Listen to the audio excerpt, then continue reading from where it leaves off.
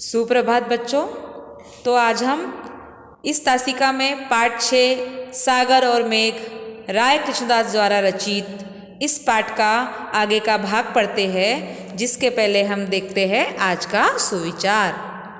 आज का सुविचार है, अपनी विशेषताओं का प्रयोग करो। अपनी विशेषताओं का प्रयोग करो, जीवन में हर कदम पर प्रगति का अनुभव होगा। अर्थात अगर हम अपनी विशेषताओं का ध्यान रखते हैं, हमेशा प्रयोग करते हैं, उपयोग में लाते हैं, तो जीवन के हर कदम पर हम प्रगति का अनुभव करेंगे।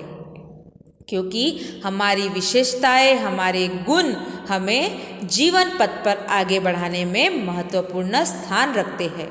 इसलिए अपने गुणों को परखो, अपनी विशेषताओं को जानो और उसका सही समय पर सही तरीके से उपयोग करो, तो जीवन में हमेशा हमें प्रगति ही प्राप्त होगी।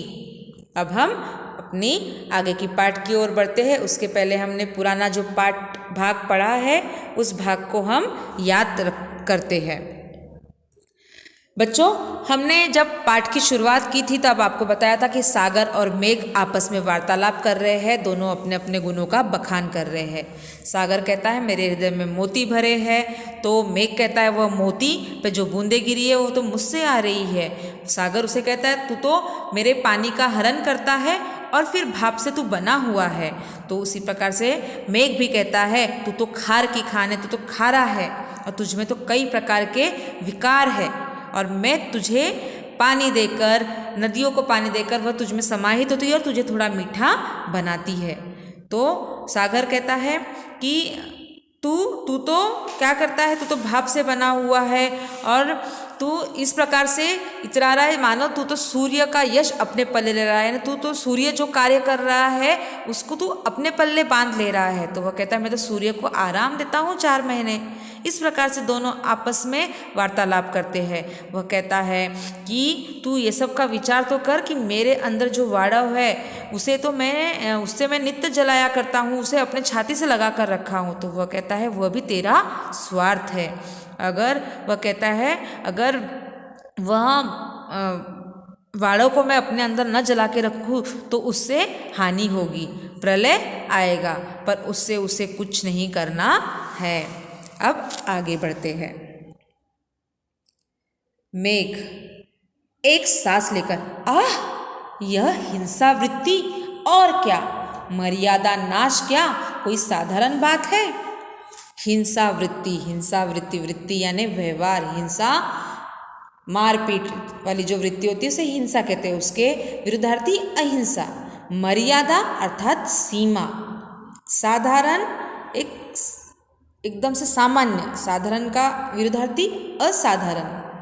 सागर हुआ करे, मेरा आयास तो बढ़ जाएगा। आयास प्रयत्न, आयास यानी प्रयत्न, जो परिश्रम है वो तो बढ़ जाएगा। मेघ उच्च श्रृंखलता की इतनी बढ़ाई। उच्च श्रृंखलता यानी उद्दंडता, उत्पात करना, और बढ़ाई यानी तारीफ, यानी इतनी उद्दंडता तुम में, इतना उत्पात तुमने है कि तुम अपनी ही बढ़ाई अपने मुंह कर रहे हो। सागर कहता है अपनी और तो देख, जो बादल होकर आकाश भर में इधर से उधर मारा मारा फिरता है। मारा मारा यहाँ पे युग्म शब्द आया हुआ है। मेघ कहता है धन्य तुम्हारा ज्ञान। मैं यदि सारे आकाश में घूम फिर के संसार का निरीक्षण न करूं और जहाँ आवश्यकता हो जीवन दान न करूं तो रसा नीरस हो जाए। वह कहता है अगर मैं पूरे पृथ्वी में आकाश में भ्रमण न करूं, घूमूं नहीं, निरीक्षण नहीं करूं और जहाँ आवश्यकता हो वहाँ जीवन दान न दूं, तो क्या होगा, सब रसा नीरस हो जाएगा। रसा नीरस हो जाएगा नहीं, पृथ्वी पूरी नीरस हो जाएगी। उर्वरा से वंध्या हो जाएगी। उर्वरा यानी उपजाऊ, वंध्या यानी बंजर हो जाएगी। तू नीचे रहने वाला ऊपर रहने वालों के इस तत्व को क्या जाने। अर्थात वो कहता है उसे मैं सागर को कि तू तो नीचे रहता है तो तू ऊपर रहने वाले तत्व को क्या जाने, बातों को क्या जाने। सागर, यदि तू मेरे लिए ऊपर है तो मैं तेरे लिए ऊपर हूँ, क्योंकि हम दोनों का आकाश एक ही है। सागर कहता है कि अगर तू मेरे लिए ऊपर है तो मैं तेरे लिए भी ऊपर हूँ, क्योंकि तेरा और मेरा तो आकाश एक ही है। मैं, हाँ, निसंदेह, निसंदेह यानी इसमें कोई भी संदेह की बात नहीं, कोई भी शंका नहीं है।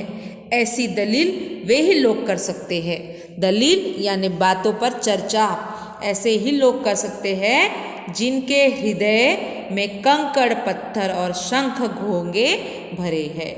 वह कहता है ऐसी दलीलें, ऐसी बातें वही लोग कर सकते हैं जिनके हृदय में सिर्फ कंकड़ पत्थर और शंख घोंगे भरे हैं। सागर कहता है बलिहारी तुम्हारी बुद्धि की, जो रत्नों को कंकड़ पत्थर और मोतियों को सिंप घोगे समझते हो। बलिहारी, बलिहारी यानी वारी वारी जाना प्यार से। वो कहता है तुम्हारी बुद्धि के मैं बलिहारी जाता हूँ कि जो तुम रत्नों को कंकड़ पत्थर और मोतियों को सिंप घोगे समझते हो। फिर यहाँ पे एक दूसरे का, फिर लोग वार्तालाप के अंतर्गत एक दूसरे की टांग खींच रहे हैं, एक दूसरे के बारे में बोल रहे हैं।